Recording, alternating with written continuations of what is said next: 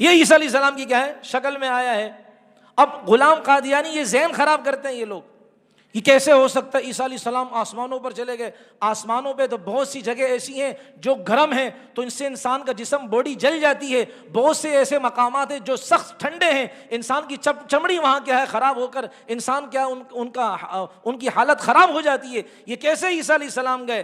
ارے اللہ نے قرآن میں اس لیے کہتے درس قرآن میں بیٹھا کرے, بھاگا نہ کرے, معذرت چاہتا ہوں, قرآن کے درسوں میں بیٹھا کریں, اس کی ذہن سازی نہ کیا کریں کہ درس قرآن سے کچھ. ارے درس قرآن سے عقیدہ مضبوط ہوتا ہے بھائی. قرآن ہی تو وہ کتاب ہے جو ہمارے عقیدوں کو کیا کرتی ہے, مضبوط کرتی ہے.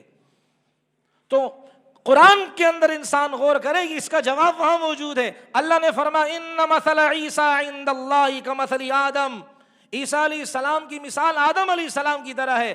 آدم علیہ السلام کو بن ماں باپ کے پیدا کیا, عیسیٰ کو بغیر والد کے پیدا کیا. آسمانوں سے آدم علیہ السلام کو زمین پر اتارا, کوئی ان کی سکین اور کوئی جلد ان کی نہیں جلی, کوئی ان کے جسم کو نقصان نہیں ہوا. تو اللہ تعالیٰ اسی طرح آدم علیہ السلام کو آسمانوں سے زمین پر اتارا, کوئی نہیں جلے. اسی طرح اللہ تعالیٰ نے زمین سے آسمانوں پر عیسیٰ علیہ السلام کو اٹھایا, کوئی نہیں جلے.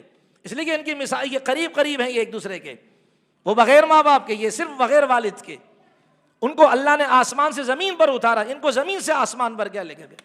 پھر کہتے ہیں جی عیسیٰ علیہ السلام اگر آسمانوں پر ہیں تو وہاں کھائیں گے کیا؟ ابے تم نے کیا وہاں ہوٹل کھولنا ہے کیا؟ کھائیں گے کیا؟ تم نے وہاں کیا ہوٹل میں کیا وہ کڑھائیاں لگانی ہے کہ عیسیٰ علیہ السلام کے لیے؟ میں نے اگر جو شروع میں ساتھی بیٹھے ان سے بات عرض کی تھی, اس نقطے کو نوٹ کرنا, میں آخر میں عرض کروں گا کہ عیسیٰ علیہ السلام میں اللہ نے 2 قسم کی صفات منتقل کی تھیں.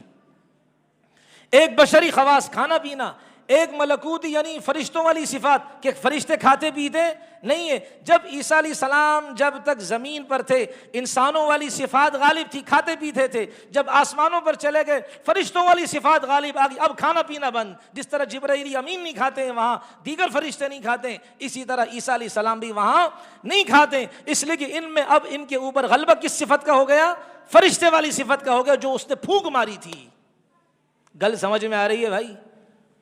تو یہ عیسیٰ علیہ السلام کیا ہے, وہ آسمانوں پر گئے ہیں. اور اللہ خود قرآن کریم کے اندر فرماتے ما قتلوا وما صلبوا ولكن شبه لهم, کہ قتل نہیں کیا, صلیب نہیں دی گئی, پھانسی نہیں دی گئی.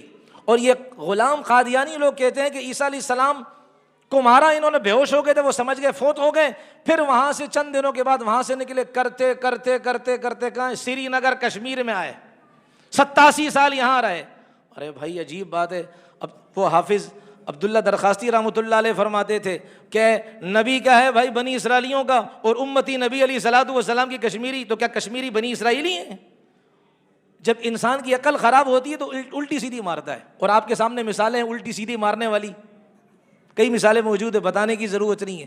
تو عیسیٰ علیہ السلام کے بارے میں یہ قادیانی باقاعدہ یہ نظریہ بنانے کی کوشش کرتے کہ عیسیٰ علیہ السلام چلے گئے, اب واپس نہیں آئیں گے. اب کیا ہے بس ان کا انتقال ہو گیا. کبھی کہتے ہیں فلسطین میں قبر ہے, کبھی کہتے ہیں کہ کشمیر کے اندر جو ہے نا وہاں ان کی سری نگر کے اندر قبر ہے.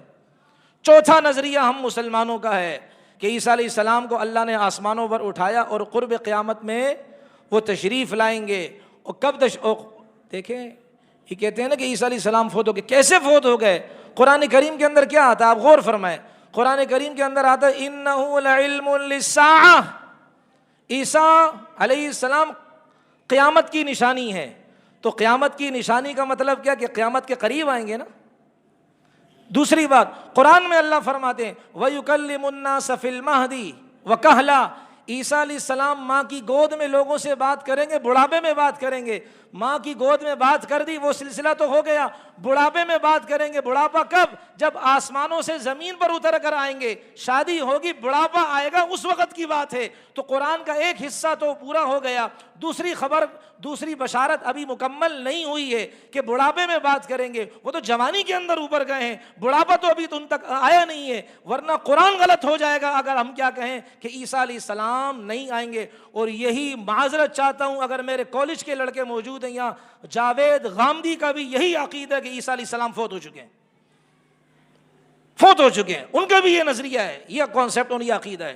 تو چوتھا عقیدہ ہم مسلمانوں کا ہے. اور میں آج دوبارہ پلٹ کر آ رہا ہوں کہ یہ قادیانی نے اپنے کو عیسیٰ کیوں بنایا؟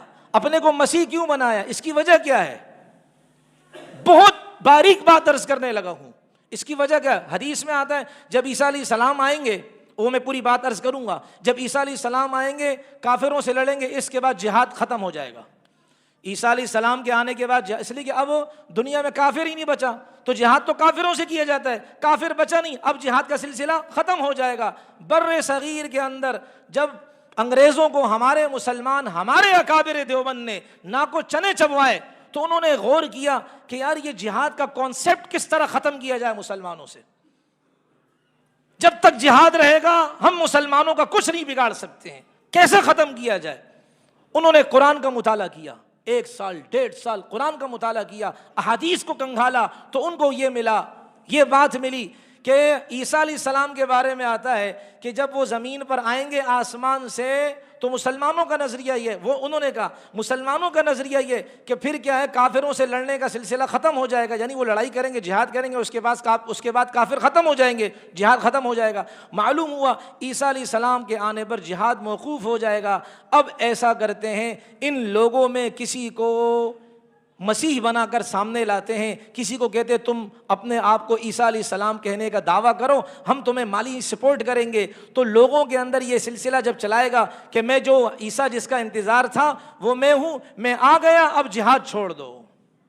میرے محترم عزیزو، غلام قادیانی کا کام ہمارے نادان بھائی کر رہے ہیں. اب جہاد کا نام سنتے دانتوں پر پسینے آنا شروع ہوتے ہیں. کر دو انکار، رسول اللہ کی نبوت کا ایک حصہ اس کا انکار کر دے گا انسان، قرآن کی کئی 100-500 سے اوپر کی آیتوں کا انکار کر دے گا انسان، نبی علیہ السلام کی کئی 100 حدیثوں کا انکار کر دے گا انسان. تو یہ اس انسان نے اپنے کو عیسیٰ اس لیے کہا، مسیح اس لیے کہا تاکہ میرے ماننے والے دنیا میں آئیں اور وہ جہاد کا انکار کریں. اور میں نے عرض کیا بدقسمتی سے ہمارے کچھ نادان، بلکہ اب بڑھ رہے ہیں وہ کچھ نادان بھائی، جہاد کا برملا یا دبے لفظوں میں انکار کرتے ہیں. میرے محترم، وہ اللہ کو کیا جواب دیں گے؟ جس کام کو میرے محمد نے کیا، جس کام کی نسبت اللہ نے نبی کے ساتھ لگائی، نبی الملاحم، جنگوں والا نبی، نبی السیف، تلوار والا نبی، اس کا کیا کریں گے؟ یہ ٹائٹل تو اللہ نے محمد مصطفیٰ کو دیا، اس کو کس طرح کھینچنے کی کوشش کریں گے؟ جو اس کا انکار کرتا ہے وہ نبی علیہ السلام کے اس ٹائٹل کا انکار کرتا ہے. کہاں سے کہاں بات جائے گی؟ نہیں کرتا، نہیں کرے کوئی، لیکن خدا کے واسطے لوگوں کا ذہن کیوں خراب کرتے ہیں؟ خدا کے واسطے قرآنی آیات کا انکار کیوں کرتے ہیں؟ خدا کے واسطے نبی کی سیرت کا انکار کیوں کرتے ہیں؟ آج تو رونا اس مقام پر آتا ہے، کہیں نبی کی سیرت کا کوئی کسی مسجد کے اندر تذکرہ ہوتا ہے، کہیں نبی کی سیرت کا کوئی درس دیا جاتا ہے، ہمارے بعض نادان اور بے وقوف اور احمق ساتھی یہ کہہ دیتے ہیں ارے وہ نبی کی سیرت کا تذکرہ ہو رہا ہے، اس سے بڑا کام ہم کر رہے، چھوڑو وہاں نہ جاؤ، یہاں جاؤ. ارے ایسے بے وقوفوں کو اللہ ہدایت عطا فرمائے کہ نبی کی سیرت کو چھوٹا کام کہا جا رہا ہے، اپنے کام کو بڑا کام کہا جا رہا ہے. رسول اللہ کی سیرت ہی تو سب کچھ ہے. نبی کی سیرت نے ہمیں مکی زندگی بتائی، نبی کی سیرت نے ہمیں مدنی زندگی بتائی، نبی کی سیرت نے ہمیں دعوت دینے کا طریقہ بتایا، نبی کی سیرت نے ہمیں غزوہ بدر میں تلوار اٹھانے کا سلیقہ سمجھایا. یہ تو سارا نبی علیہ السلام کی سیرت نے کیا بھائی.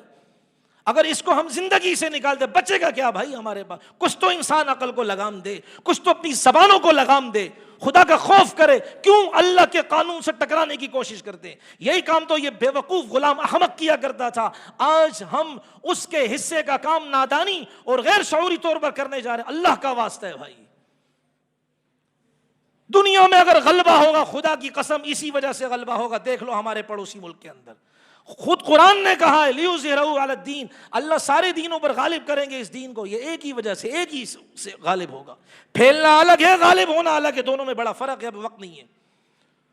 تو ہمارا نظریہ یہ جو نبی علیہ السلام نے ہمیں دیا، قرآن نے ہمیں دیا ہے کہ عیسیٰ علیہ السلام آئیں گے. آج تھوڑی زیادہ بات عرض کرنی ہے.